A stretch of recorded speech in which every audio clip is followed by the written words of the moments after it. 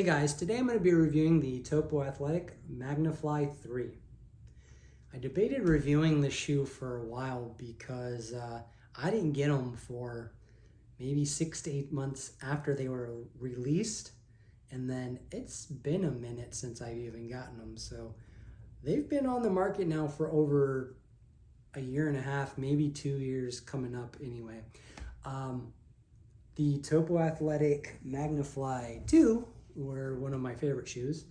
I got at least 2 pairs in one of the blue colorways and 1 green pair. Yeah, anyway, so I've put some miles on these shoes. As you can tell, they're pretty worn down. Also put some miles on the newer pair. They're pretty worn down as well. But I did want to give these a fair review. I do think that the shoe has, if anything, improved.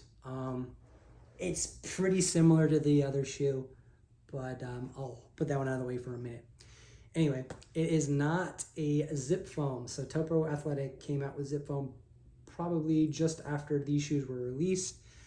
It's a 2-density midsole, so a little bit softer EVA type material up here with a little bit firmer on the underneath. It's going to be a 25 millimeter outsole with a 0 millimeter drop. So 25 in the back, 25 in the front. This has a sweeping toe rocker, and I'll definitely get into that in a minute. The upper is seamless. It is an engineered mesh. It does look fairly similar to the Flylight 3 upper, but with a little bit more of the almost detailing or decaling that the Magnifly 2s had. This one comes in about 10 ounces, so on foot it feels fairly light, but it is currently going to be one of the heavier road shoes out there that Topo Athletic makes. It's pretty balanced though, and I'm going to say that it feels pretty good on foot. It feels lighter than I would report it at, so I wouldn't say it feels as light as the Cyclone, but I think that's what kind of makes this feel almost like an all-day shoe, and I'm going to get into that as well. So at 0 millimeters, you're going to have some people that are going to say that this isn't low enough because it's not natural enough. It's a little bit stiffer. I mean, this is even after breaking these shoes in for probably pushing 300 plus miles. So it's a little stiffer.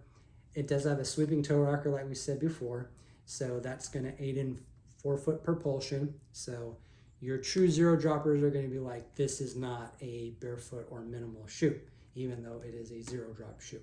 So if you remember or you don't remember, that's fine.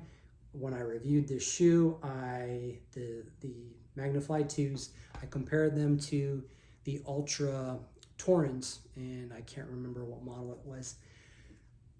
I would say, yeah, this is going to be pretty comparative to an Ultra. Now, it has been a minute since I have put on an Ultra, but what I remember, same shoe-ish, a little bit lighter feeling, a little bit better balance. And the Magnifly 3, I think that the shoe is pretty comparative. You're also getting a very well constructed shoe, and it's aesthetically pleasing to me. So the biggest differences now I'll point out with the 3 versus the 2.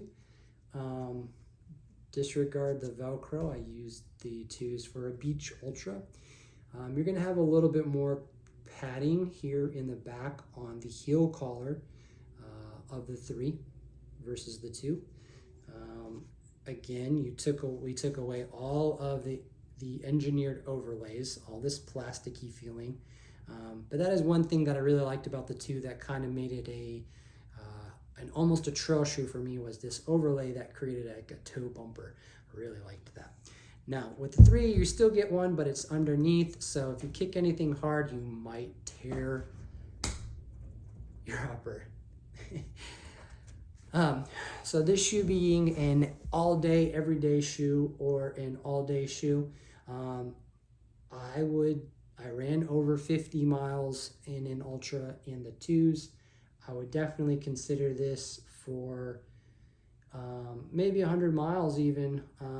You might want to switch it out at some point in time, but no, this shoe definitely would work, especially if you started in a lower drop shoe and then moved to this one. But I think the shoe is fine on its own. At zero drop, I don't think you're going to have too many issues. If you're running on the road for an ultra though, that's the only time I would say that you might want to think about switching it out. But this shoe would work great for packed trails. I do like the Ortholite insole on here. I think that adds just a pinch more cushioning than it had in the past. And I don't know, like this has been one of my favorite shoes for a long time. It's definitely slid under the radar, and I gotta almost apologize to the shoe that I haven't reviewed it yet. I don't really know too much to say other than this shoe makes me want to run fast, and at a zero drop shoe, that's kind of hard for me to say. Again, the sweeping toe rocker makes me feel quicker. It's not like a spring per se, but it definitely rolls you into that position. As you can see, it's going to have quite a bit of an actual toe rocker on there. In saying that, with a lot of focus on that toe rocker, this is a zero drop shoe that I do believe if you are not experienced with zero drop, you could put this on and run, and right away you wouldn't have any issues. Being that the toe rocker is going to aid in your gait cycle, this would be a very good transitional shoe. With a little bit of extra cushioning in the back, it also could act as a crash pad, so I don't think you have to have perfect running gait to wear this shoe. I would definitely wear this shoe to work even, if I was allowed to. If I could black out the sole on the other black pair, I think that would, the shoe could be a work shoe for me. I think most people need to look at a zero drop and maybe kind of throw it into the mix. I think this is going to be one of those shoes that's going to fit right in there and not cause you any injuries right away, especially if you're not used to a zero drop. Anyway, being long-winded, we cut to the point. I like this shoe.